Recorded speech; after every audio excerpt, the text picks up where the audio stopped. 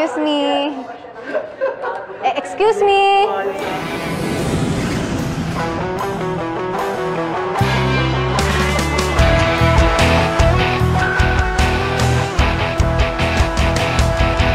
Dito ba yung Section E? Not here. Go back to the main building. Sabi kasi nung... Are you deaf? Leave! Higher Value International School. Mula sa araw na to, dito na ako mag-aaral. Kaya mo yan, JJ. Wow! Mukhang mayayaman lahat ng tao dito, ah. Excuse me po. Saan po ito? Section E? Ew. Ano naman kung Section E ako? Wala naman siguro masama maging Section E. Siya ang bagong classmate ninyo. Let's welcome her. Have a seat. Welcome to Section E. Mr. President, wala ka bang questions sa bagong transferee natin?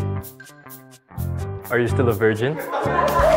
Ikaw, kailan ka mawawala sa mundo? Bakit di ka mauna? Because I'm the one who's gonna make you disappear from this world. Kuya, may alam ka ba tungkol sa Section E?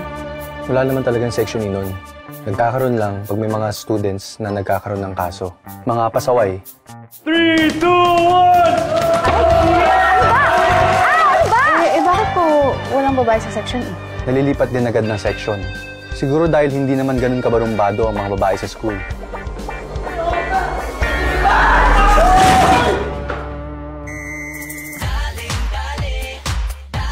JJ, huh? She's getting on my nerves. She needs to drop out or transfer. I don't care. I want her out. Let's see if you can catch this!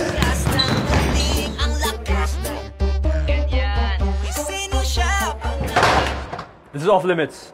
Ano meron dyan? May tinatago ka, no? Either you shut up, or I'll make you shut up.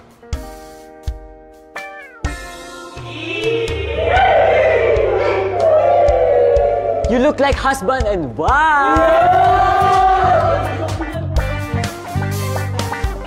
I'll make her fall for me, and then I'll break her heart.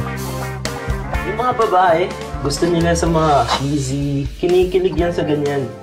Aray! Pag ako naging Voldemort dito, alam mo dapat... Hold still.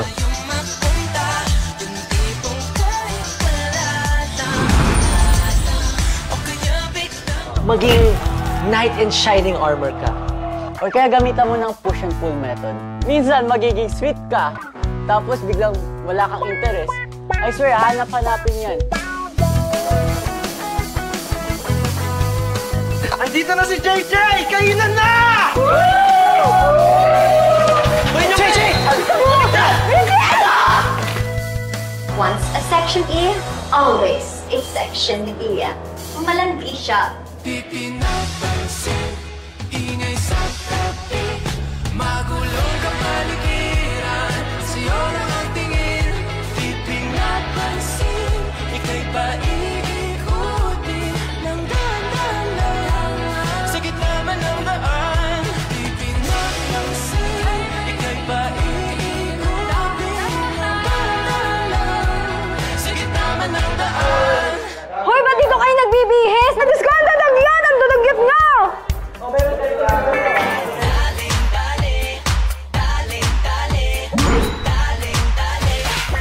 Parang saya mo dyan, ah. Ganda ba naman? Tia, ano tingin mo sa akin? Hayok-hayok sa katawan. Kaya papayat nyo?